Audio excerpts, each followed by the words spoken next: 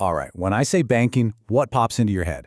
Probably loans, right? And interest. But what if there was a completely different way to do it?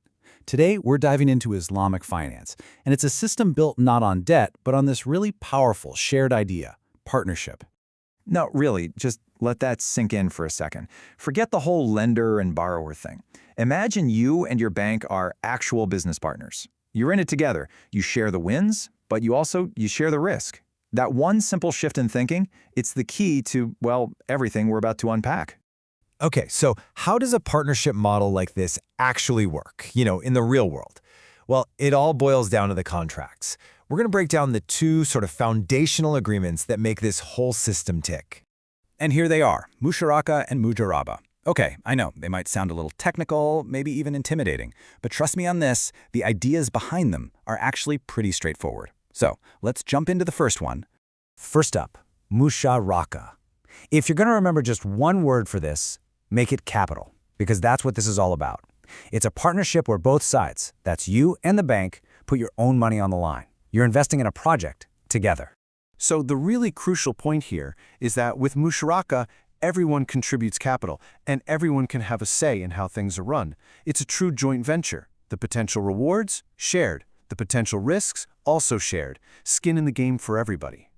And you can see how this flow works. It's pretty key. Look at how both the bank and the customer are putting capital into the project. Then, once it's all said and done, the outcome, whether that's a profit or a loss, gets split between them.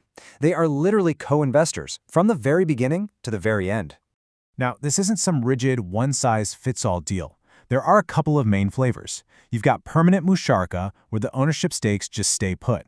But then there's something called diminishing musharaka, and this is a big one, especially for things like buying a house, where the bank gradually sells its share to you over time, until, bam, you own the whole thing outright. Okay, and this brings us to probably the single most important rule of the whole thing. Get this. You can agree to split the profits pretty much any way you want. Maybe the person doing more of the work gets a bigger slice of the pie, fine. But if there's a loss, it has to be shared in the exact proportion to how much money each partner put in. In this system, risk always follows the money. Let's make this real with a quick example. Imagine you put in 20% of the cash and the bank puts in the other 80%. You might agree to take, say, 40% of the profits because, hey, you're doing all the day-to-day management. Totally fine. But what happens if the project loses money? Well, you are only on the hook for 20% of that loss. The bank, it eats the other 80%. I mean, think about that. That is a huge difference from how a traditional loan works, right? All right, that was Musharaka. Now for our second key contract, Mudaraba.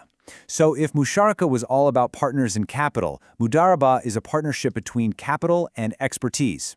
The easiest way to think about it is this. One person brings the money and the other person brings the know-how. And here's the absolute main difference. In a Mudaraba, one partner, they're called the Rabu Mal, provides all of the money, 100% of it. The other partner, the Mudarib, brings the labor, the knowledge, the management, everything but the cash. The process here is super straightforward. The investor, the Rabu Mal, puts up all the capital. That cash then flows over to the manager, the Mudarib, who uses their skills to run the whole show. If there are profits, great, they get shared. But look closely at what happens if there's a loss. It goes right back to the person who provided the capital. Only them. And honestly, this might be the most sort of radical idea in the whole Mudaraba setup. The Mudarib, the person actually running the project, bears absolutely zero financial loss. None. Their risk, it's the work they put in. It's their time, their effort.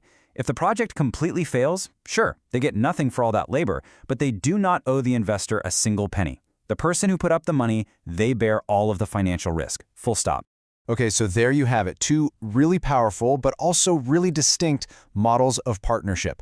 Let's put them side by side so we can see exactly how they compare. And the contrast is just crystal clear when you see it like this, right? Investment in Musharaka, that's a team sport.